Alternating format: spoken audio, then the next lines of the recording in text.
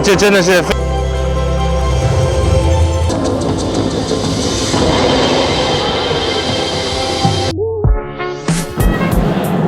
我们今天呢晚上是特意来到了一个叫做 Via Lumia 的一个灯展啊，它的感觉呢非常原始，因为我们开来的时候一路都是山路啊，就是鸡鸟不拉屎的一个地方，有这么一个非常原生态的原住民的一个灯展。那我们今天呢就来看一看到底有多棒哈。今天我换了个镜头35:1.8，因为晚上嘛我怕实在是光线不好，所以把那2.8的镜头呢就拿掉了。所以今天大家可能看到是大头的我，所以多给大家拍一些后面的环境啊。孩子呢也是异常的兴奋和不听话啊，哎，慢慢的行走呢。大家看到现在的这些东西呢，就是他们做的一个类似于就是一个小探险的地方呢 ，Ranger 呢也是有一种那种探险的感觉。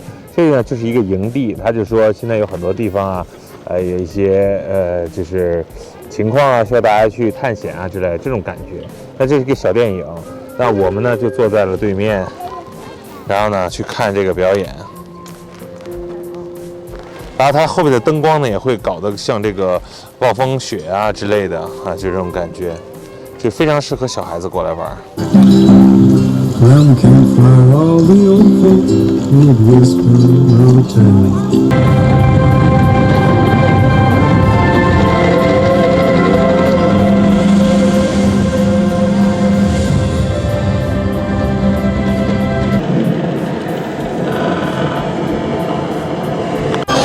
这一站呢，就是有萤火虫的感觉，你看小孩子非常喜欢。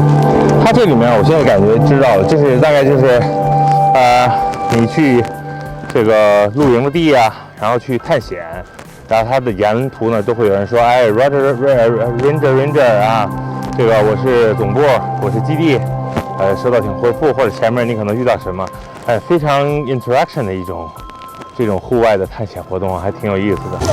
哦，我知道了，这个好像是一个发电桩，然后它中间呢会出现那个发电的声音，告诉你不用担心。啊，我都以为是瞭望塔了，我天哪！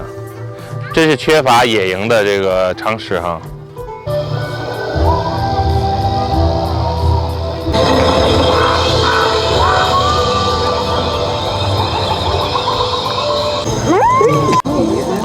大家看啊，这个非常的酷哈，这好像是一个3D 成像。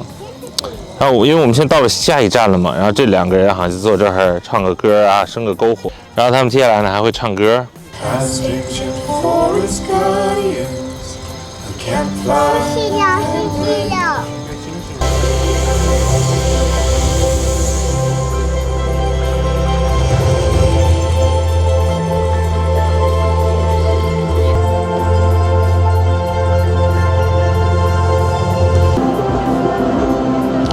现在的这一站呢，应该就是在演示一下萤火虫。大家看到树上非常多的萤火虫的效果哈，这绿色非常的漂亮。这真的是非常壮观的一幕啊！这种感觉非常的好，小孩子们非常的喜欢。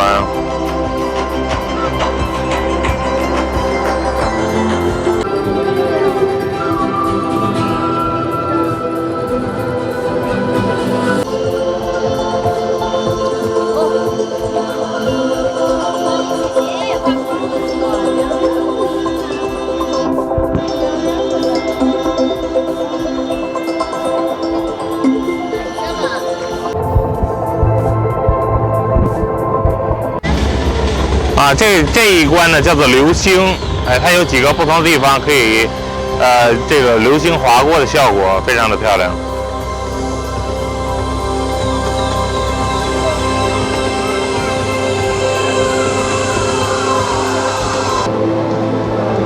流星过了之后呢，大部分好像都是一些灯光为主的一些主题了，就没有什么 story 跟它相关了。但是依然是非常的漂亮，这是我见过在温哥华真的是非常有创意的灯光秀了。我觉得来威斯的人真的要非常的值得去过来体验一下。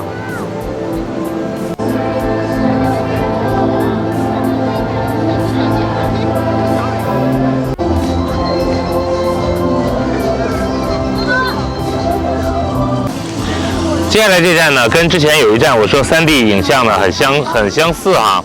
那这一站呢，刚才我看了一半，感觉更加的精彩。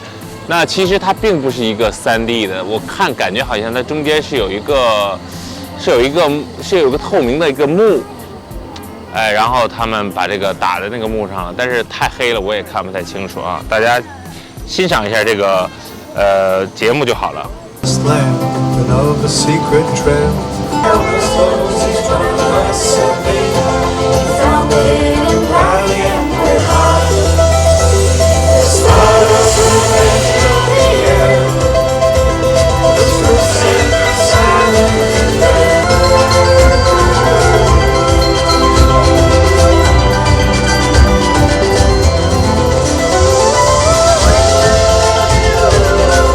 经过了千辛万苦，我们终于溜达完了这个灯光秀啊！我觉得总体来说5星推荐吧，可以说是非常的好玩。然后各种新奇的灯光，我觉得也是非常有创意。它本身有个故事在里边，我觉得这比很多其他我见过的灯光秀要好太多。其他灯光秀就是给你直接秀肌肉，这边呢有非常多的有意思的小的这个设计在里边。比如说你是一个勇敢的人过来露营啊，然后你半路上可以遇到很多露营的人呐，你看到很多萤火虫啊，能看到很温馨的父女2个在唱歌啊。我觉得非常的棒啊！建议来威斯特的小伙伴一定要来这里啊！如果有假期的小伙伴也可以考虑过来这边玩一玩。我会把这个地方的名字呢再次打到这个屏幕上。再有呢，就是给大家几个建议吧，就是上面虽然有点凉，但并没有很凉。如果有孩子小伙伴的话呢，也可以考虑就是穿少一点，这样的话你抱孩子的时候就比较容易，因为这一条路还是挺长的，你可能会经常要抱着孩子。就像我吧，真的是已经出汗都湿透了啊！我今天穿这件棉袄就有点厚了，我觉得。当然冬天要来的话，我觉得可能还是要多穿一点啊。好吧，今天呢就到这里了，我们明天接着聊啊。